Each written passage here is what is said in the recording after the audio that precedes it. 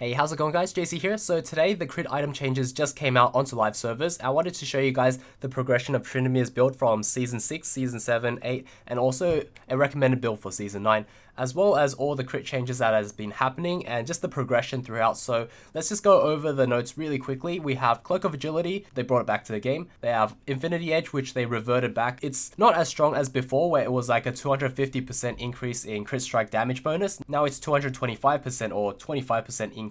Then we have Essence Reaver, they're bringing it back to the old version, except instead of 30% CDR, it's now 20%. So it's another weaker version than its former self in Season 7. Next we have Spear of Shogen, which basically is just the Essence Reaver of Season 8. They also updated Storm Razors to make it so that there's better synergy with your other energized items. You're going to have extra damage, and on top of that, you're going to have an extra slow for 1 second. So I feel like this could be a really good build into Tryndamere's build, which I'm going to talk about later, because right now we're going to Phantom Dancer, which they completely gutted this item for Tryndamere, and I'll tell you guys why. They nerfed all Zeal items and made it 25% crit chance, so it's a flat out nerf for all Zeal items. And then they reduced the attack speed for no apparent reason, because Shiv right now has 40% attack speed and this thing now has 30%, so there's absolutely no reason to build this item once you see that they removed Lament as well. So instead of having damage reduction by 12%, you now get a shield, and this shield is very bad for Tryndamere. It basically makes it so that you would try to hold onto your ultimate and end up getting killed anyway. So shield's really bad for Tryndamere. You'll never, under any circumstances, other than maybe if you're like a tank or bruiser Tryndamere, other than that, I don't think you'll build this item.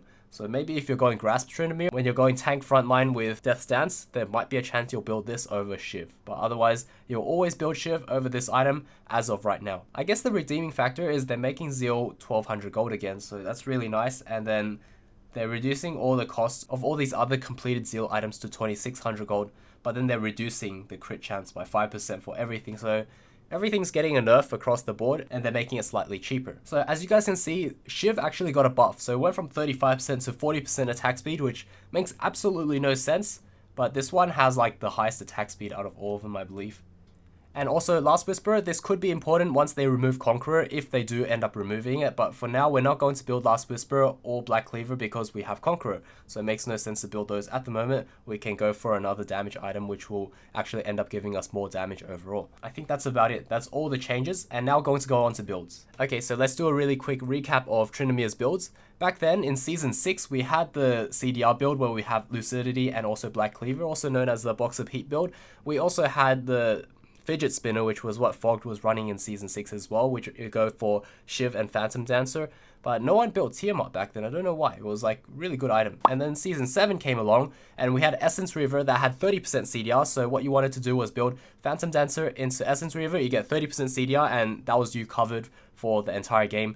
And then you go for, obviously, Tiamat because you're not going for Shiv. And for the rest of the build, you're basically just amplifying your crit, because back then, Infinity Edge was 250% increased damage in crit. And also we didn't have Conqueror, so Fervor was what we had. We had to build Lord Dominic's. After that, Season 8 came along and we had Conqueror. So this was where Rageblade also got a huge buff, so it was really nice. But at the same time, we had Essence Reaver that got changed into what is now Spear of Shogens. So it made it unviable for Tryndamere, but also opened the doors to a different build. So we had just like flat out damage with Conqueror, and we didn't have to build Last Whisperer at all, or Black Cleaver for that matter. Okay, so now Season 9 is here, and basically Essence Reaver is back. It's not as good as before. We also have Conqueror, so that's why it's different from this build where, you know, Last Whisperer, if we do lose Conqueror, this would probably be the build.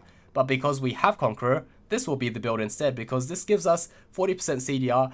I think that going for Storm Razor, say if we were to get Storm Razor, right, and slot it right after Shiv, it wouldn't be a good idea because it'll delay your power spike of CDR, it'll delay your power spike of crits, and you know, you'll really need the crit, you really need the CDR, so I feel like it's not worth the 50 extra damage and the 1 second slow.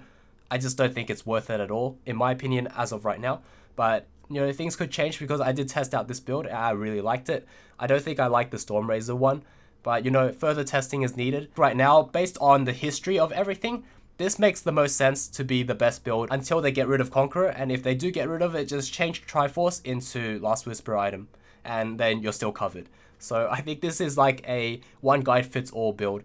And yeah, that is my take on the Season 9 changes of the crit items. You'll never build Phantom Dancer unless you're going for a Grasp build, and otherwise this is all there is to it. Also, one thing to note is if you don't want to, you don't have to build Hydra. You can go for Blade of the Rune King. So basically, instead of this, what you want to do is get a Vamp Scepter, Zerkuz, Shiv, and then after that, eventually you'll build it into a Bork somewhere down the track, maybe after IH. Hopefully you guys enjoyed. Hopefully you guys found this helpful and you'll use this guide for the rest of the year. Anyways, here are the winners from last video's Blood Moon Sivir giveaway. If you want to win the skin, the instructions are on the screen right now if you wish to enter. NA and OCE only, because those are the only servers I have codes for. Anyways, thank you so much for watching, guys. I'll see you all in the next video. Cheers.